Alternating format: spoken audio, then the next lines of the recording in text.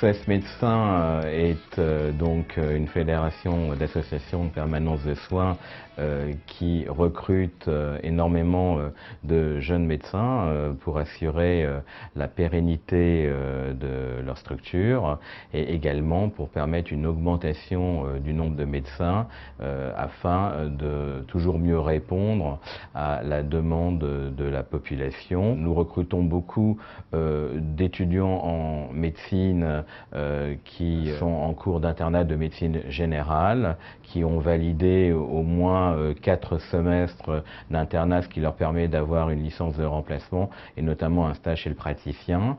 Et lorsqu'ils ont leur licence de remplacement, ils viennent donc à SOS Médecins pour travailler essentiellement le week-end. Ce sont des périodes où ils sont libres et pendant les périodes de vacances scolaires. Cela leur permet d'appréhender une nouvelle médecine qui est la médecine de la continuité des soins et de la permanence de soins auxquels ils sont peu formés pendant leurs études médicales et souvent ils sont très contents de leur expérience à SOS Médecins.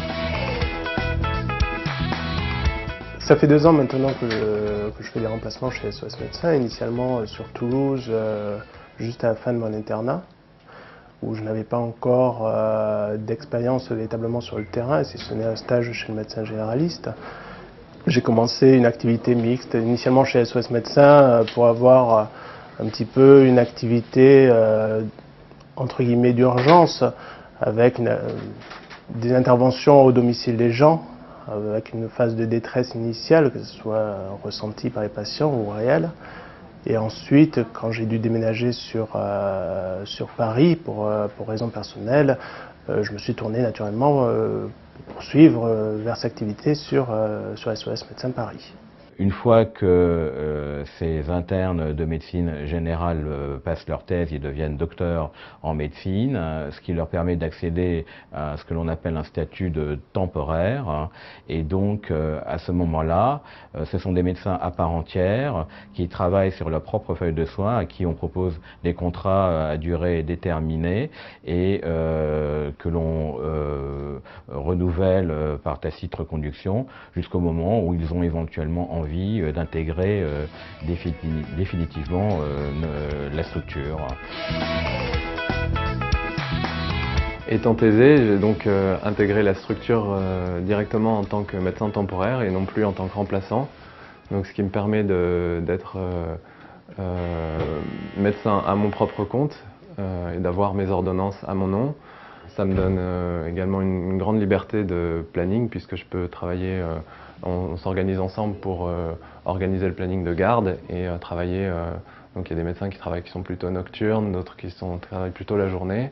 Et en tous les cas, on peut travailler autant qu'on le souhaite. C'est une activité variée qui associe essentiellement des visites à domicile dans le contexte de l'urgence et également des consultations, notamment au cabinet McDonald's, et de l'activité de régulation, tout ça dans l'objectif de permanence des soins et de continuité des soins. Et ça, c'est une activité qui me plaît beaucoup.